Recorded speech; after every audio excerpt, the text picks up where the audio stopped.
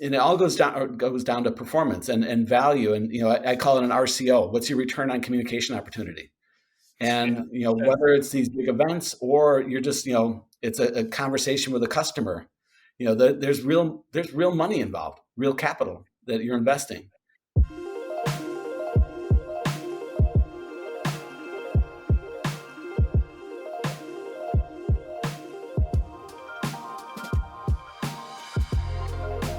Hey there, and welcome to yet another episode of the World of Presentations podcast, brought to you by us at presentation agency 356 Labs, the company that's also behind the largest premium yearly presentation skills conference in the world called Present to Succeed. This podcast is for all of you who strive to be exceptional and deliver truly effective presentations every single time. So if you are that person, you're on the right place. I'm Boris, the founder of 356 Labs and your host for today's episode. And with me, I have a colleague of ours from the presentation industry. His name is Cliff Kennedy, and what can I tell you about him? Well, Cliff has been in the industry for over 35 years now. Nothing special, just 35 years of experience.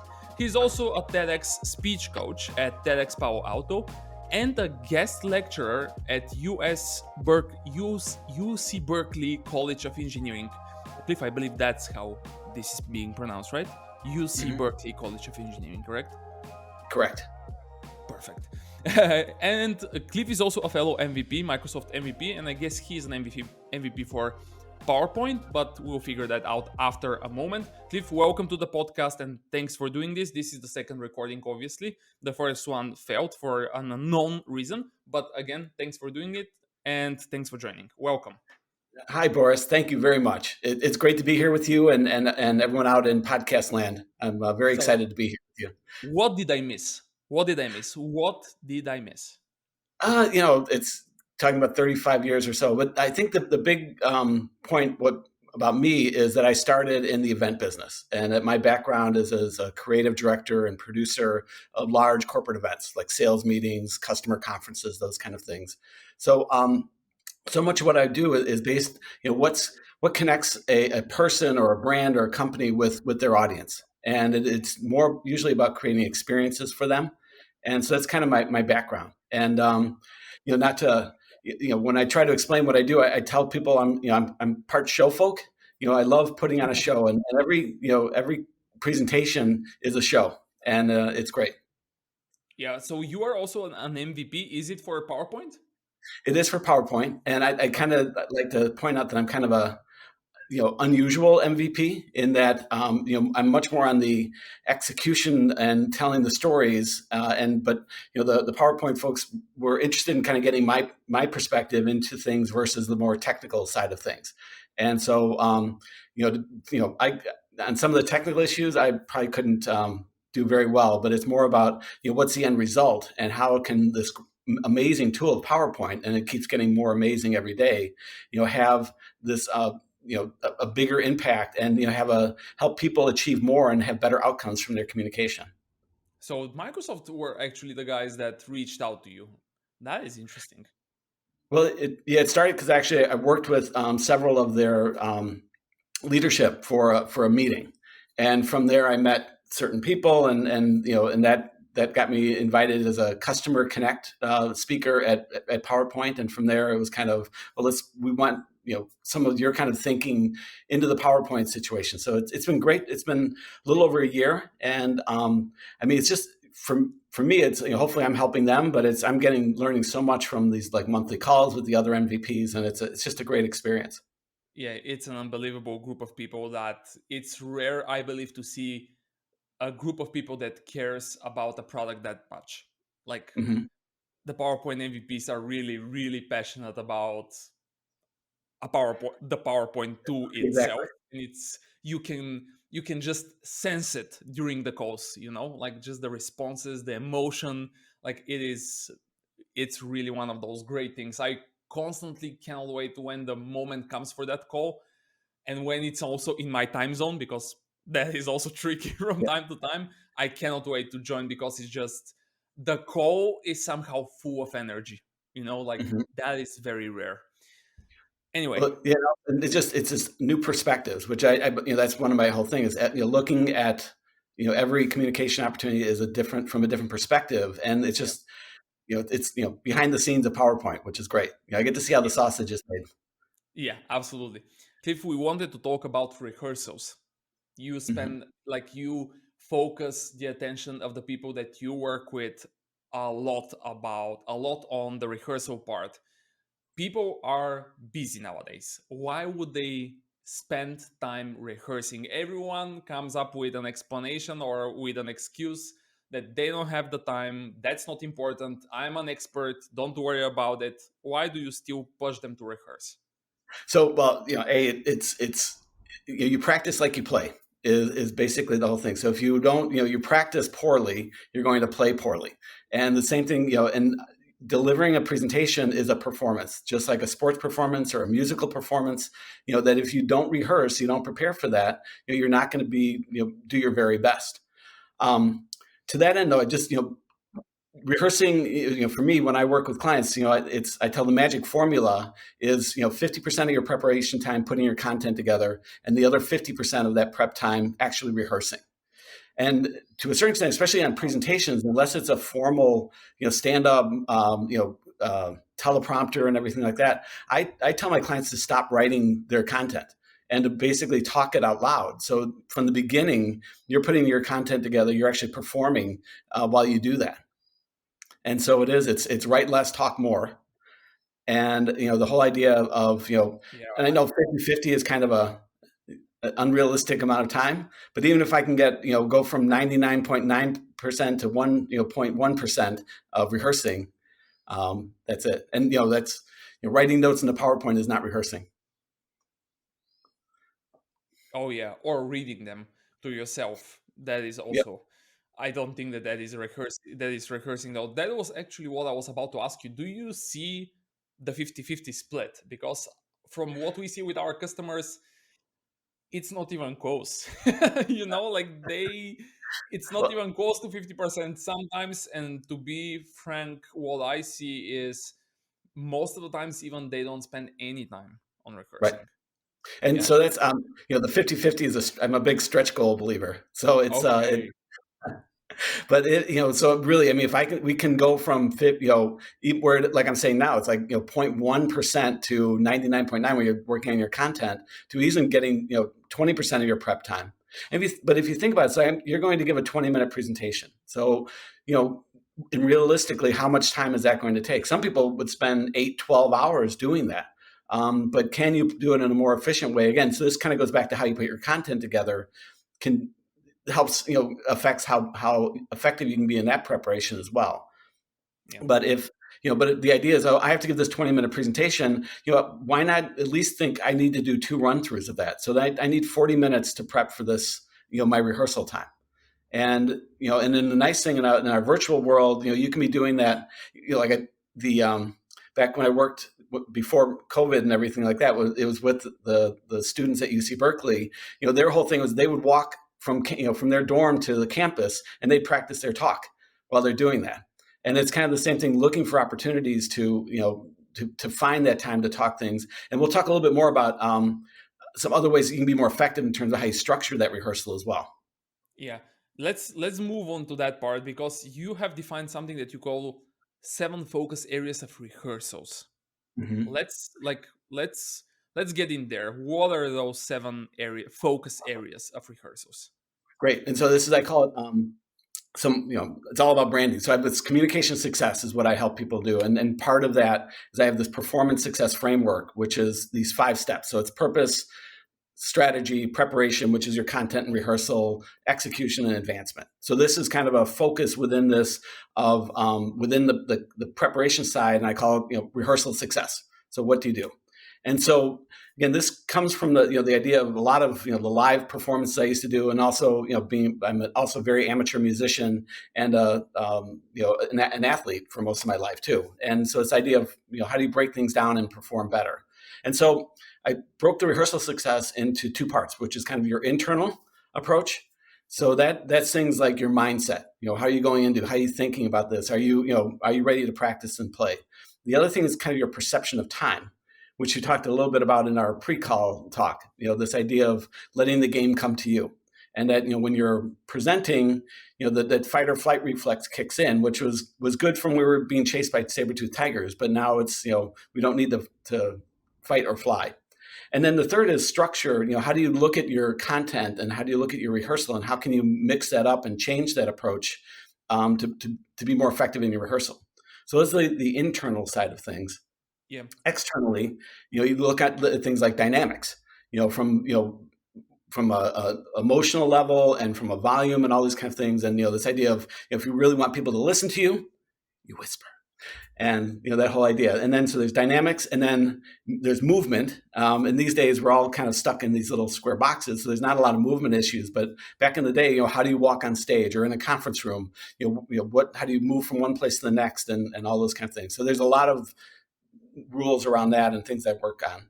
And then the next thing is probably the most important part is from an external standpoint is how do you connect with your audience? How do you make that more engaging and making this experience that happens for your audience? And then the final seventh focus area is technology. How do you use technology to help you do better? And that's working with your slides. In today's virtual environment, how do you make sure your tech set is set up properly? And we're not going to get a lot of that because there's a lot of great information about that now already. So those are the 7 focus areas. Let's try to cover at least the basics. At least the basics, because we don't have hours and hours of probably you can probably speak about those for hours and hours easily without any preparation here, obviously. But let's try to get the fundamentals of each one of those 7 things. Like you started with the internal, the external, and then the tools. Let's get into the internal part first, because the one that you call mindset, I believe, is very interesting. Let's start there, and let's just go through those 7 things very quickly. Exactly. So mindset. It's do you believe you're going to be successful? And so much of this, everything that I do is based on this whole idea of purpose. And for me, purpose, I define that as the value you're creating for your audience. And that if you look at every communication opportunity, there's value is inherent in that opportunity.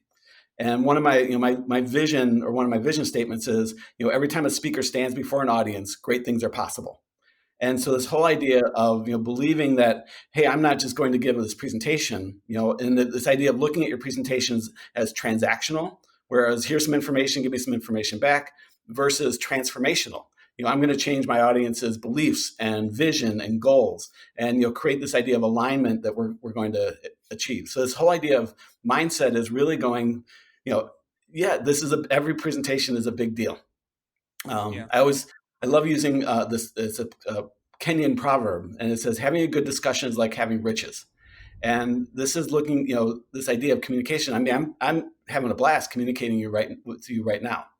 And if you go back and you look at all, the source of human happiness comes from communication with other people, and this idea of sharing our thoughts and beliefs and ideas with each other and getting things back. So this is where the mindset, the important mindset thing comes in. Is this belief that I always use, speeches are special. It's a special time, a special place, a special group of people doing something special together. And it's, and I stole that. That's the St. Crispin's Day speech from Henry V of Shakespeare. So if we have to try to come to kind of teach the people that are listening, now hearing about the mindset, you are more or less saying to everyone who is listening, hey, you need to consider and you need to put your mind in the right place and understand that this is a special moment, and you need to appreciate it and go for it in a completely different way, right? And think about it in a completely different way. Is that correct? Exactly. The outcome is not your presentation. The outcome is the relationship you're creating with your audience. Got it. Okay, let's move on to number 2. I think that if we keep them short and sweet, it will be super nice. No, that's right, because we always go back. That's my problem is we can go into the weeds really quickly here. But so the second thing is time, and I think I mentioned this before, is that most of the time your perception of time, especially when you're in these presentation modes, is completely out of whack. It's going you're going so much faster than you believe. I'm going to apologize, but I need to set up something before I meant to do this.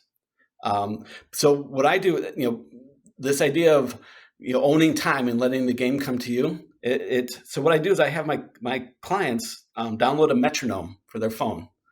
And again, if you're a musician, you've had to work with a metronome in the past.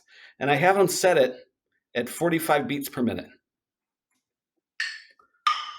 Oh, let me get rid of the eighth notes. All right. So this is a tempo of 45 beats per minute, which is a beat every second and a half. And what I do, this is for my clients to speak slowly. It's just a reminder that this is what time really is. So that if I stop talking for a click or two, nothing bad happens. Actually, good things happen, right? It gives your audience a chance to digest what you just said. It creates that negative space around your key messages. If you never stop talking, your audience never gets a chance to think about what you're doing. And so this is, in the beginning, it feels hard to you're getting pulled back, but eventually, and I find my clients, it's like they fight, and then boom, they get it. And then that's what I call owning time. And you're comfortable with letting time progress and just, let it go by. And everyone goes, oh, I have so much to say. If I pause too much, I won't get done. It doesn't work that way. Actually, by pausing, you're by saying less, you're saying more in a lot of ways. So, and I always joke. So I'm from Chicago, Illinois, in the United States, but now I live in California. So I'm allowed to say this: is that this 45 beats, it helps you align yourself with the pulse of the universe, and by doing that, you become, again, this idea of time. You're not chasing it. You're letting the game come to you. And again, if you play sports, that's when you get into your zone, right? When you're playing basketball, the hoop is 5 feet around, kind of a thing. So that's Right. time. All And right. Let's move on to number 3. And the key thing is, a lot of Go times is, when you're stumbling and everything else like that, that's typically a sign that you're not aligned with the pulse of the universe. You're chasing it. You're thinking about what you're going to be saying next versus being present. So that's kind of a good sign.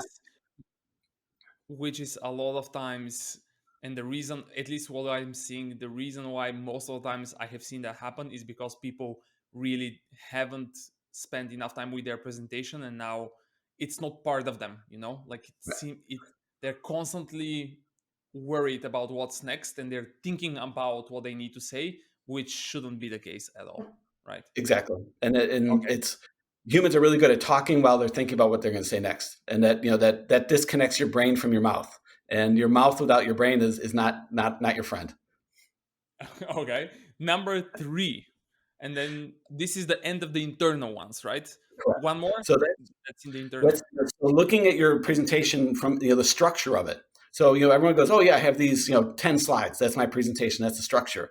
But it's more of like, as we work together building your content, it's like, no, you're really thinking of your presentation in acts and scenes, or like chapters in a book, or I love mixing metaphors, but like a pop song, you have a verse and a chorus and a bridge, kind of a thing, and looking at the structure, and then rehearsing that structure out of order, or and so it begins with just rehearsing your presentation backwards, starting on the last slide, delivering that, go to the slide before that, deliver that, go to the slide before that, and that helps you see each slide as its own entity.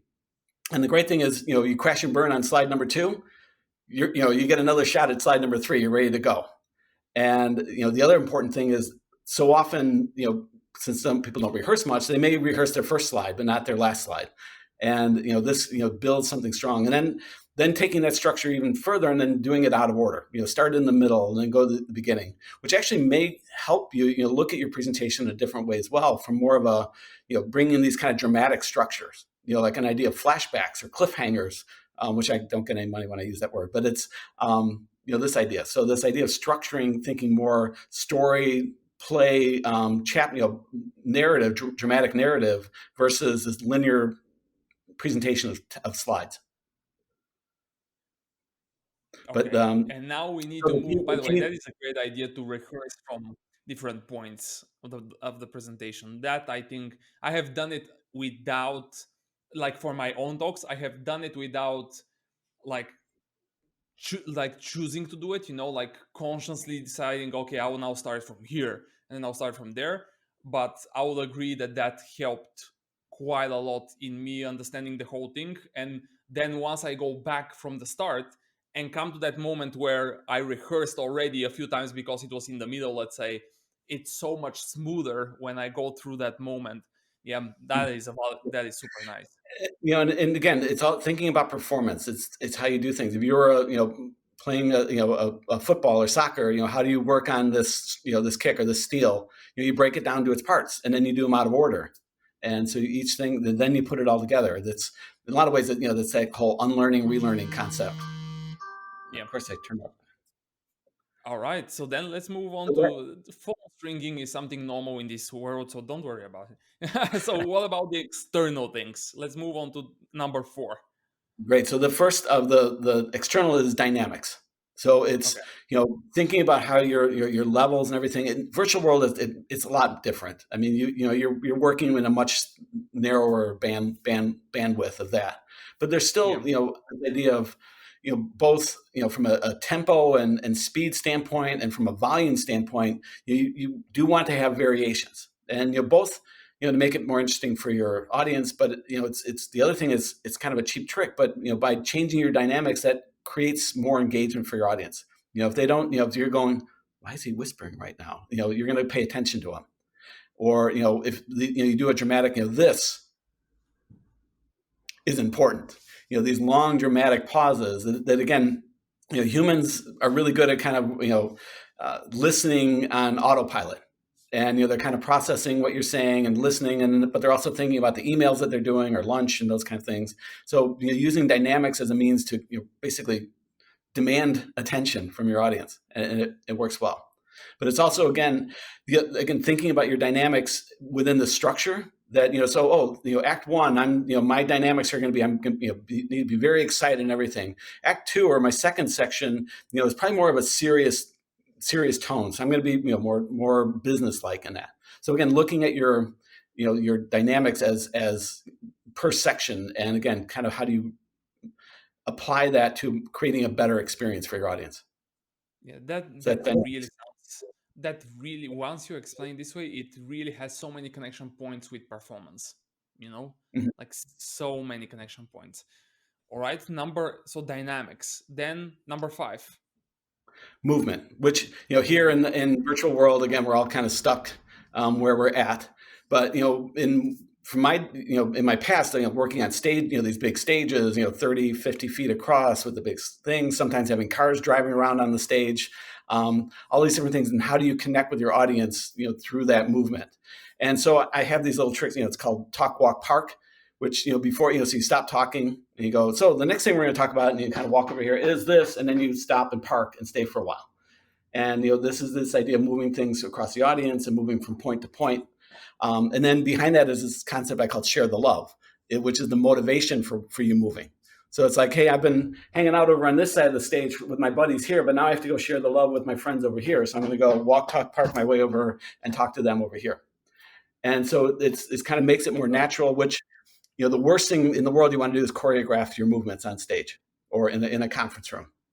And because then it looks, you lose your authenticity. It's better to stumble and and recover than to try to be a perfect robot, because eventually Yeah, the it robots looks. are going to be doing the presentation soon anyhow.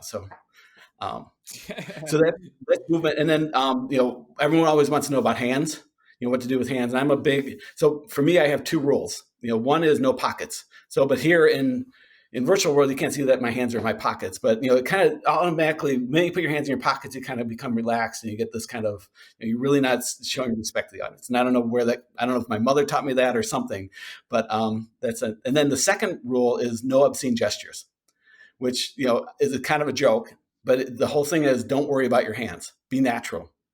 What you want to do though is you want to be present. So you realize like, hey, I'm flapping my arms like a chicken. I should probably stop doing that. And then being aware of what you're doing with your motions, or that you're flailing your arms all over the place. You may want to dial it back a little bit. So it's being aware of that.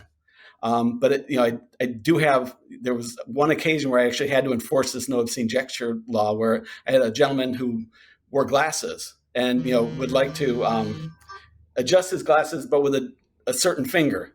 And we caught it in rehearsal. Fortunately, it was a big big event, and he was on IMAG. His head was like 30 feet across, and he was like flipping the bird to everybody. But we stopped that. So, but that was the whole idea about hands. Don't worry about your hands. And the general guidance again is kind of above the waist. So thinking about the whole cage or hands, or just kind of keeping them up, or at least one hand up, one hand down, kind of a thing. So that's movement. Yeah, by the way, and when you said what you captured during the rehearsals, that's why you also want to get somebody that you can present in front and rehearse in front, because they can tell you some things that you would have hard time finding for yourself, right? Yep, That is exactly. that is so important, especially when the moment is like, if it's high stakes, right? Especially if it's high stakes, you really need a buddy or a coach or a friend or a colleague or whoever to as close to your audience's profile potentially, right? Let's Exactly. try that one also, that you can rehearse in front. Number, Well, yeah, go ahead. yep, and even yeah, or even this. I kind of push become your own speech coach. You want to look for these things as well. Yeah. So So we have movement. We have movement. We had the dynamics, or the dynamics, and then the movement. What's next? next is this idea of connection. So how do you connect with your audience, and how the whole thing is making them feel like you care about them, that you're there for them. This idea of going back to this, to you're here to create value for them, to deliver. You have a clear purpose for them, and so that it changes how you present. Versus this kind of I'm going for this perfection, being a robot. I'm going to have all this information. To I'm going to make this connection with my audience. I'm going to share this content with them. And then it takes you away this fear of being perfect.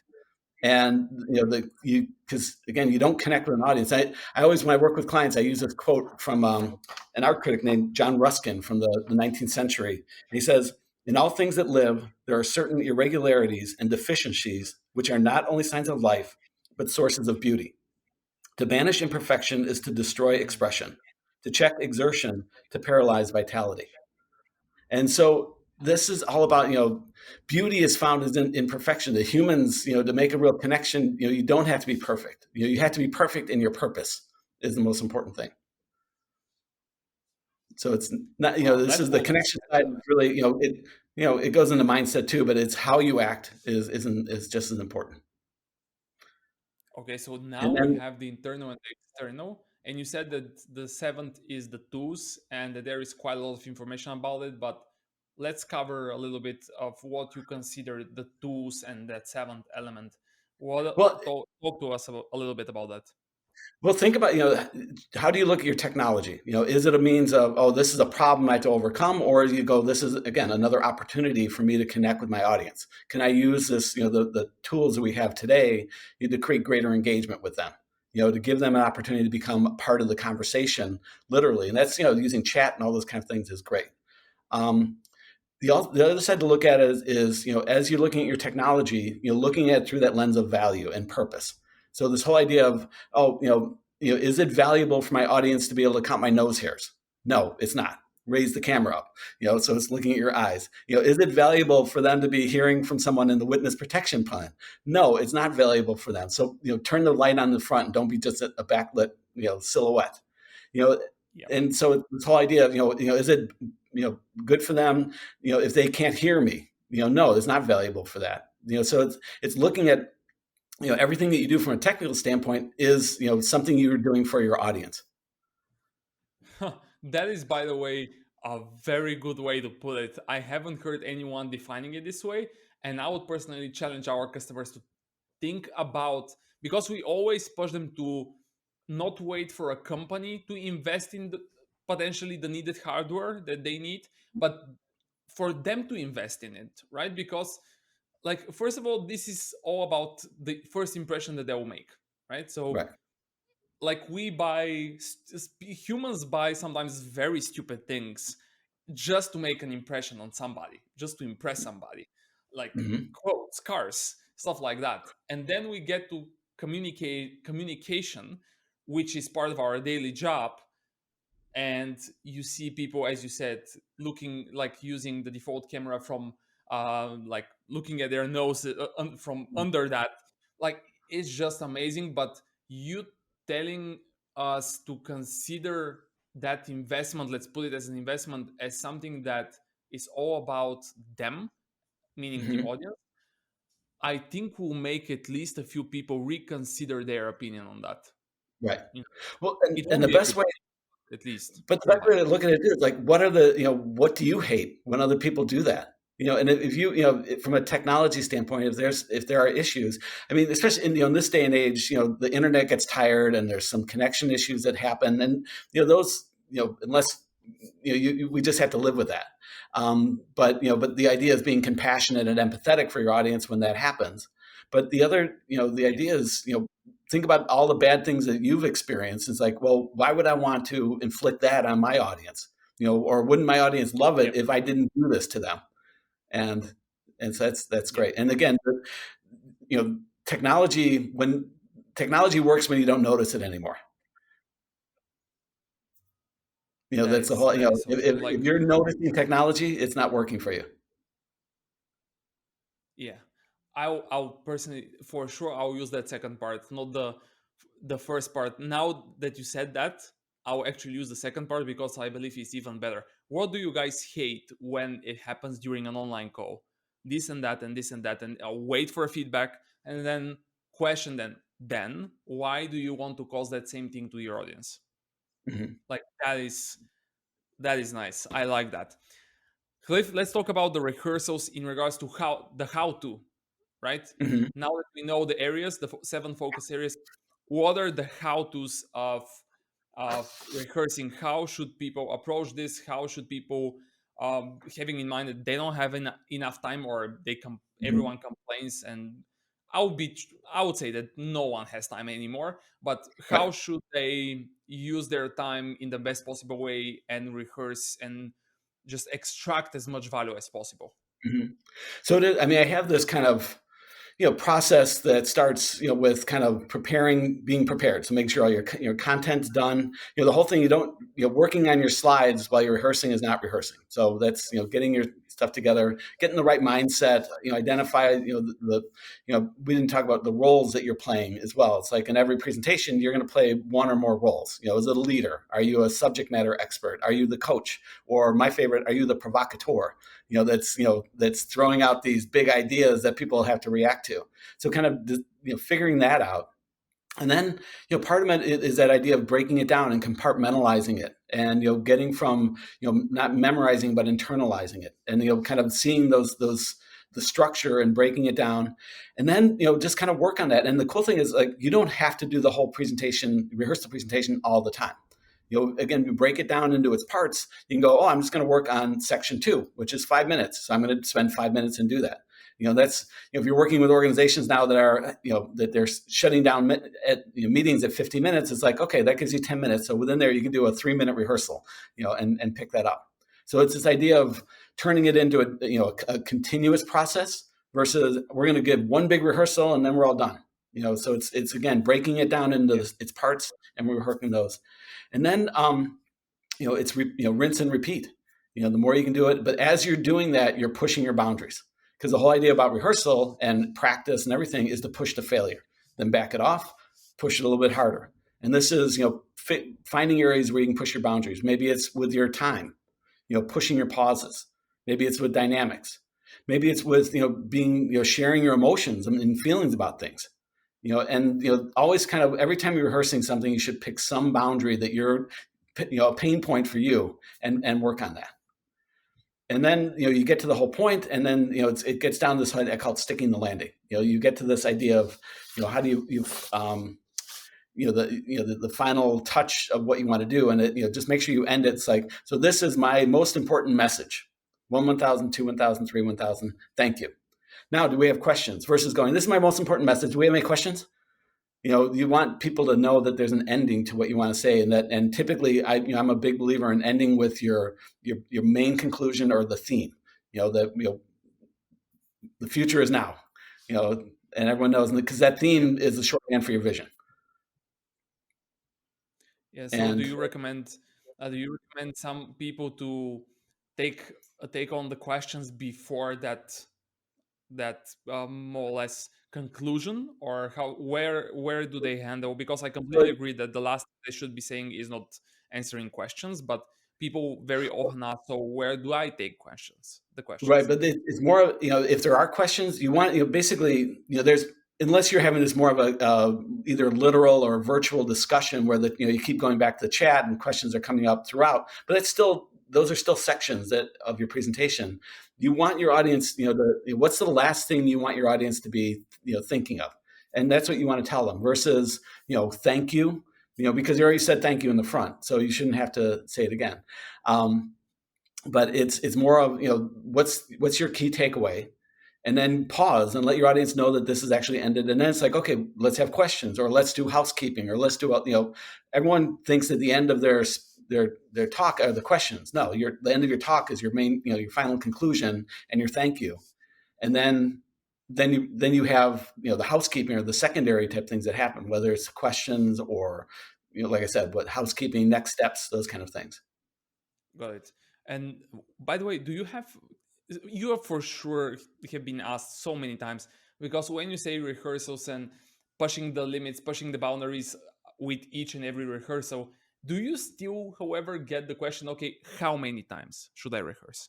Like, Mhm. do you already have like some of those or one of those magical numbers, or should it be 3 times, or should it be five? The Or maybe so if the it's answer a subject for you, it should be more. the answer is, there's no too much. I mean, at some point there is too much rehearsal, because then it becomes, you're not feeling it. But yeah, I mean, 5 times, 10 times, that's not too much. But the Yeah. other thing, again, going back to, maybe, let's say you have a 20-minute presentation, but maybe you only rehearse the whole 20-minute presentation 2 or 3 times. But in the meantime, you've rehearsed the sections, maybe 2 or 3 times each for those too. So again, kind of breaking up the time, so it's more of like happening over a period of time, which is how you learn better anyhow, than trying to rehearse it all once and get it all done. Or so let's spend 3 hours doing the same rehearsal over and over again. It doesn't it's not as effective of, let's spend 3 weeks kind of working on these little parts and bringing it all together at the end. Yeah.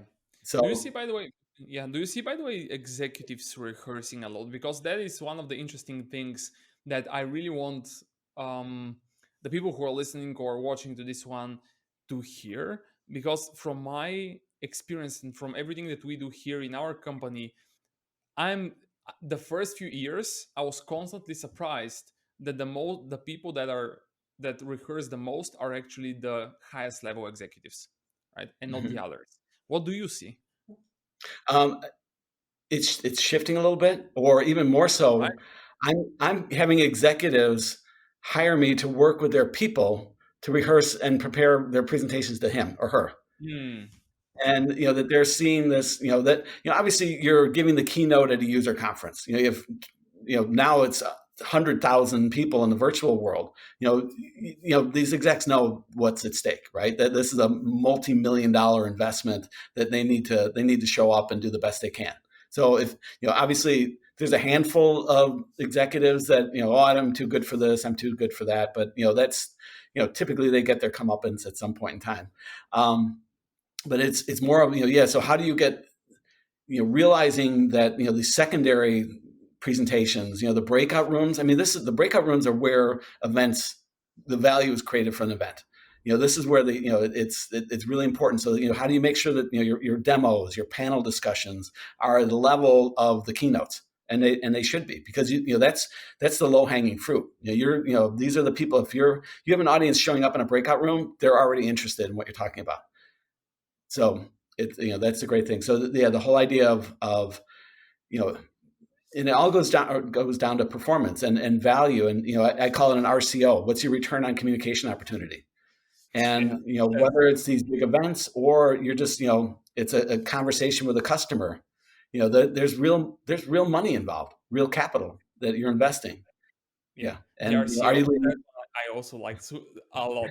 By the way, just for myself, because we are now obviously organizing a conference. Like, do you see a lot of you have been in that world for so many years, and you have talked and worked with so many event planners and event organizers.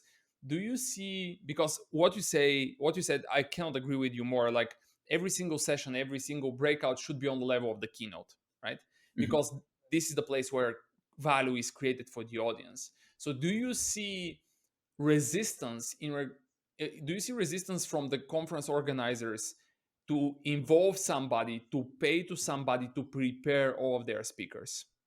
Because Um, that's it's an interesting service, as you can imagine. But right, I see many event organizers thinking and believing that just because these people are big names, they're great communicators. right. Well, even the great names are, if you look at an event, especially, this is kind of going back, but it's the totality of it and how does everything fit together. And bringing in a coach for an event, helps you kind of make sure that the messaging is also working throughout from top to bottom. The vision's going through again, so often you're listening, you're working the keynotes, and then you're hearing the breakout, and they're not aligned. At least from a vision standpoint or priority standpoint. And so I think that's really helpful. And that's again, can write speech writers, those kind of things do that role as well. But they're kind of more micro. They're looking at individual things versus this kind of bigger picture and the overall experience. And so my call to action is CAITE, CAITE, coaching always in the estimate for every event. And the thing is, if you turn around, again, these multi-million-dollar investments that hiring coaches within that, I mean, you're looking at less than 1% of the budget. I mean, Yeah, that's true. coaching is less than a coffee break in a lot of cases. So it's kind of, and so it's our job to help people realize. And the best thing in the world though is like once they've worked with a coach, they'll work with a coach again. They see the value. Yeah, that one I agree completely. Like once you experience something like this, it's over, right? I mean, it is over forever. No, Cliff, exactly. I mean, so much of my work, goes back, you know, 15 years ago. I'm still working with several of the same clients, and yeah, or the kind of, they handed me to this person, to this person. This kind of it keeps going. yeah. Who else should we get on this podcast? Who is that name? Just one name that impressed you for some reason, that's still in one way or the other involved with the presentation space that you think we should get on the podcast? Do you have So I'm somebody? not, I'm not a great, name type person, but to me, I would recommend getting people, different types of people that have to perform in different ways. I always use people always go, what was one of the greatest speeches you've ever heard? And so I play them. You don't know what love is by Sonny Rollins, which is this jazz song. And it's all, but it's the whole idea is how does he take you know this music and make this emotional experience for your audience. And so it's kind of the same thing as so maybe instead of more presentation people, bring in some people that are outside that their life they can create insights into what presentations are. Some new ways of looking at it. That would be my suggestion. That is a good one. We, by the way, are trying to do that. It's not easy because not that many people like push themselves to get into those podcasts, but it's changing. It's changing. It's getting better. So let's see how it goes. Cliff, one last here. What is the best place for people to find what you're doing, and what is the best place for them to communicate or connect with you? Great. So it's pretty easy. I have my website, kennedyspeech.com, and so Okay. everything's there. I'm also on LinkedIn, Cliff Kennedy. I'm the only communication success coach, Cliff Kennedy. There's a handful of them out there, though. Um, All right. and then So these are the places. We'll link them up. Anything else? Any platform uh, that you're otherwise active on, or these are the two you main can places? access everything, my content and everything. Haven't been really great at it, but like I have videos up on Bright Talk, but you can access that through my website. So Perfect. kennedyspeech.com. And Perfect. or and my email is cliff@kennedyspeech.com. Yeah, that was not hard at all. Cliff, we'll make sure that we put all of those links in the show notes so that people can find them. Mhm. Uh, find you And also, find the work that you're doing. We can speak about that topic for hours. That's obvious. Like, but I want to I yeah. want to stick the landing here with my key takeaway, which Go ahead. is WIFTA. What's in it for the audience? And that should be everything. That's everything, right? It's all what's in it for the audience. If you answer that question positively, you're going to have a great presentation.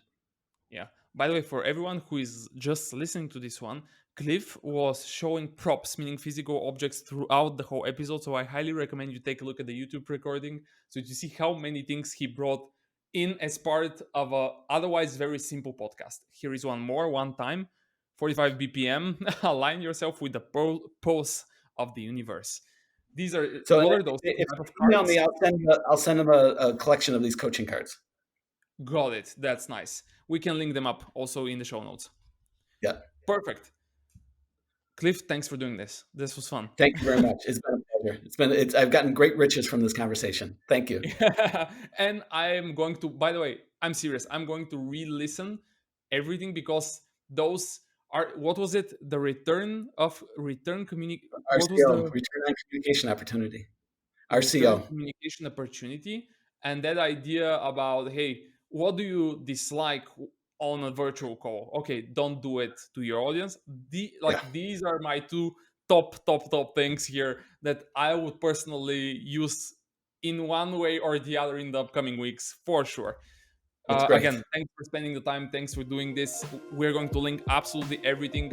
In the meantime, for everybody, visit also our website, which is 356labs.com. And not, by the way, Cliff, a lot of people are searching for 365 labs. I'm like, no, it's anyway. We'll have to hear the story of that at some point. Yeah, Why it's three. It should be public somewhere, but who knows? Anyway, visit our website, take a look at what Present to Succeed conference actually is. Take a look at the event. If you still haven't purchased your ticket, do it for the next year, for 2022. And yeah, hope that was informative. Cliff dropped a ton of practical knowledge here. Thanks for listening. Hope you enjoyed it. Subscribe if you like it and share it with a friend. See you in the next one.